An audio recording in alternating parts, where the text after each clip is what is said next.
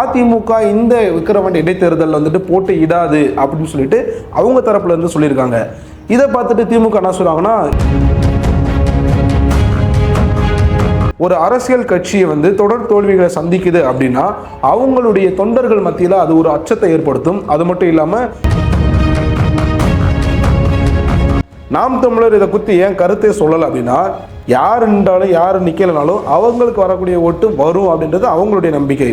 பாமக வந்து ஓப்பனான ஸ்டேட்மெண்ட் கொடுத்துட்டாங்க, அதிமுக போட்டியிடாததுனால பாமகக்கு வெற்றி வாய்ப்பு பிரகாசமாக இருக்குது அப்படின்ற மாதிரி.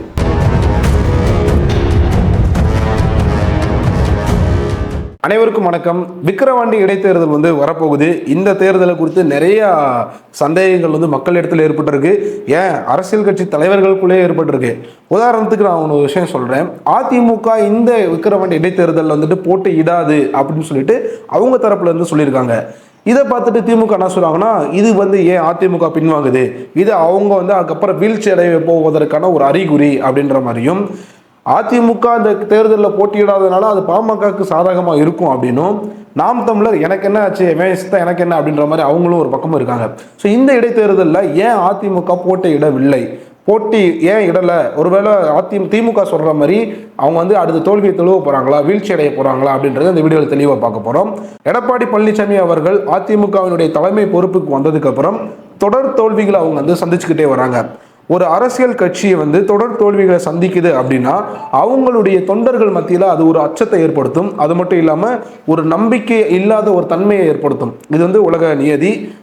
இது வந்து நீங்கள் அரசியல் கட்சின்னு இல்லை, நீங்கள் பர்சனல் லைஃப்பில் எடுத்தாலுமே தொடர்ந்து ஒருத்தவங்க தோத்துக்கிட்டே வராங்கன்னா அவங்க மேலே வைக்கக்கூடிய நம்பிக்கை வந்து நமக்கு குறையதான் செய்யும்.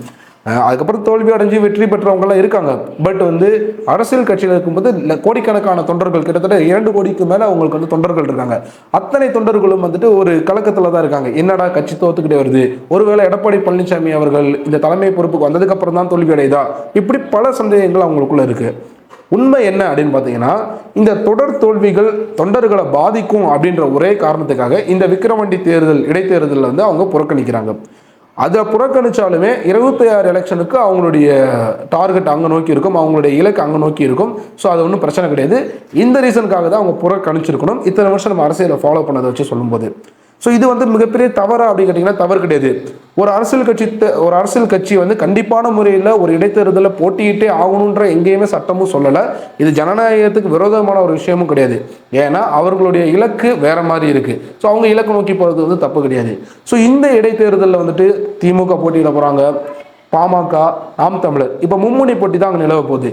ஸோ இந்த சூழ்நிலையில் திமுக வந்து ஒரு குற்றச்சாட்டு வைக்கிறாங்க. என்ன வைக்கிறாங்கன்னா, அதிமுக ஏன் போட்டியிடலை, அதிமுக ஏன் தோல்வி நினைச்சு பயப்படுறாங்களா, தோல்வி அடைஞ்சிரோன்னு பயந்துட்டாங்களா, இப்படி அவங்க இந்த தேர்தலை புறக்கணிச்சாங்கன்னா அவங்க தொடர்ந்து சரிவு நோக்கி தான் போவாங்க, வீழ்ச்சி அடைஞ்சிரும் அப்படின்ற மாதிரி குற்றச்சாட்டுகளை வைக்கிறாங்க. அப்படி கேட்குறவங்களுக்கு நான் வைக்கக்கூடிய ஒரு கேள்வி என்ன அப்படின்னு பார்த்தீங்கன்னா, அப்படின்னா திமுக வந்து ஏன் வந்து ஆர்கே நகர் தேர்தலில் வந்துட்டு டெபாசிட் இழந்தாங்க, புதுக்கோட்டை தேர்தலை ஏன் புறக்கணிச்சாங்க? ஸோ புறக்கணிச்சனாலேயோ இங்கே டெபாசிட் இழந்தனாலேயோ அவர்கள் வந்துட்டு கட்சி அழிஞ்சு போகலாம், அவங்க ரொம்ப வீழ்ச்சியை சந்திக்கல. இப்போ 40க்கு 40 இடங்களை வெற்றி பெற்று மிகப்பெரிய லெவலில் தான் இருக்காங்க. ஸோ ஒரு அரசியல் கட்சி எப்படின்றது தோல்விகளையும் சந்திக்கும், வெற்றிகளையும் சந்திக்கும்.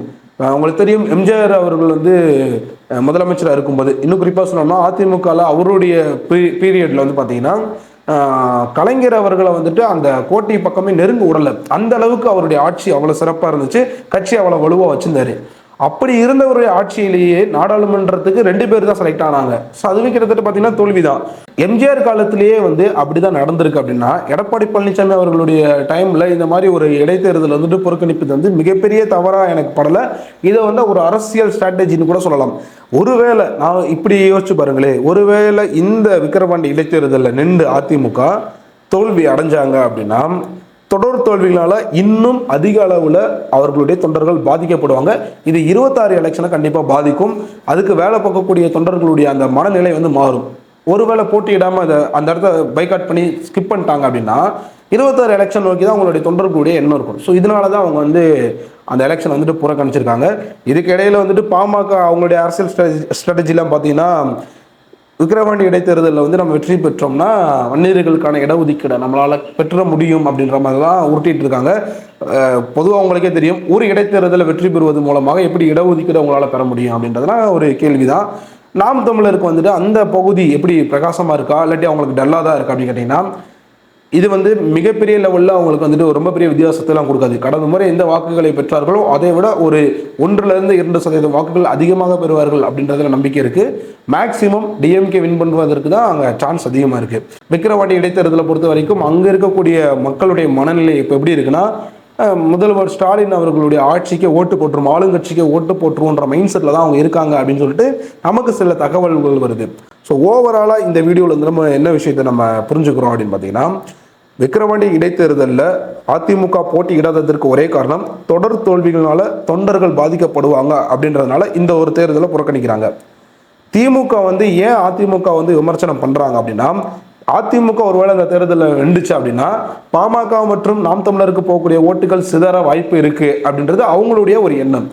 நாம் தமிழர் இதை குறித்து ஏன் கருத்தே சொல்லலை அப்படின்னா, யார் நின்றாலும் யார் நிற்கலனாலும் அவங்களுக்கு வரக்கூடிய ஓட்டு வரும் அப்படின்றது அவங்களுடைய நம்பிக்கை.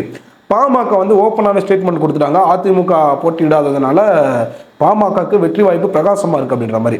பாஜகவுடைய மாநில தலைவர் கூட அந்த பாமகவுடைய வெற்றி வேட்பாளர் அப்படின்னு சொல்லிட்டு ஒருத்தர் வந்து போய் பார்த்து மீட் பண்ணி ட்விட்டரில் ட்வீட் கூட போட்டிருந்தாரு. ஸோ ஓவரால் அந்த 4 கட்சிக்குள்ள விக்கிரவாண்டி தேர்தலில் இந்த விஷயங்கள் தான் நடந்துகிட்டு இருக்கு. பொறுத்திருந்து பார்ப்போம் அந்த இடைத்தேர்தலில் வந்துட்டு எப்படி நடக்குது, எப்படி ரிசல்ட் வருது அப்படின்றத. நன்றி.